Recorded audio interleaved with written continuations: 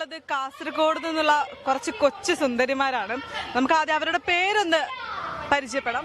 കീർത്തന, തന്മയ, ആദിലക്ഷ്മി, കൃഷ്ണപ്രിയ, റിമിഷ, അവന്തിക. ഞങ്ങളുടെ ഓഫീസിൽ ഒരു നിമിഷ എന്ന് പറഞ്ഞിട്ടൊരു കുട്ടിയുണ്ട്, പെട്ടതൊക്കെ അത് ഓർമ്മ വന്ന്.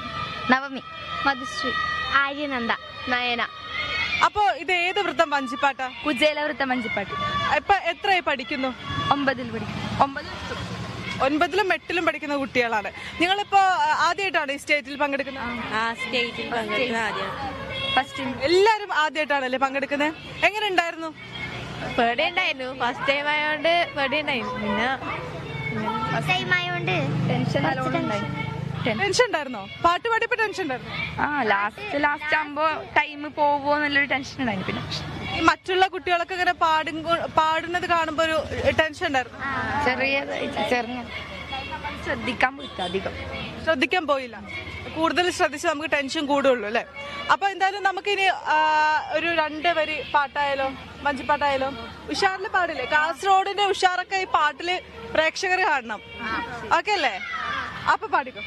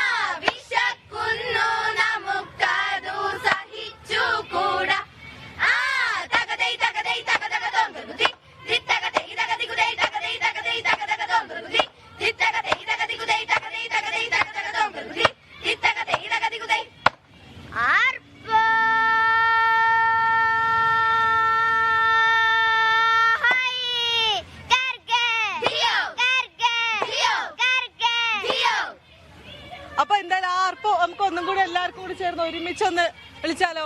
ഉഷാറെന്ന് കാണിച്ചാലോ? അപ്പൊ വിളിച്ചോ.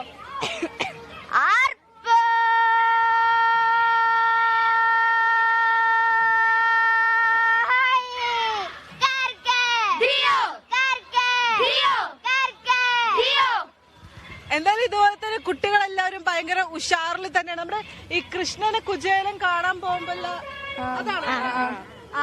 എന്തായാലും കാസർഗോഡ് നിന്നുള്ള പിള്ളേര് പൊളിക്കുകയാണ് ഈ കലോത്സവം അല്ലേ? ഇനി ഇത് ഈ വഞ്ചിപ്പാട്ടിന് പുറമെ പോലെ പാട്ടറിയുന്ന കുട്ടികളുണ്ടോ ഇതില്? നന്നായി പാട്ട് പാടുന്നേതാ? പാട്ട് പാടുവോ? ഫ്രണ്ട്സ് ഒക്കെ പറയുന്നുണ്ടല്ലോ പാട്ട് പാടുന്നത്. നമുക്ക് ഒരു പാട്ട് പാടിയാലോ?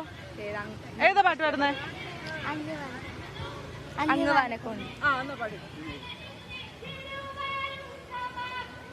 അങ്ങ് വാനക്കോണില് മിന്നി നിന്നൊരമ്പിളി, അമ്പിളിക്കലയ്ക്കുള്ളില് ചോര കൺമുയൽ, ഇങ്ങ് നീലത്തുരുത്തില് നീർപ്പരപ്പിൽ നിഴലിടും അമ്പിളിക്കലയ്ക്കുള്ളില് ആമക്കുഞ്ഞനോ ആമക്കുറുമ്പനെന്ന് നെഞ്ചത്ത് അനന്തപുരിയിൽ 25 നദികളിൽ ഒരു നദിയിൽ വഞ്ചിപ്പാട്ട് അങ്ങനെ ഒഴുകുകയാണ്. ജോസ്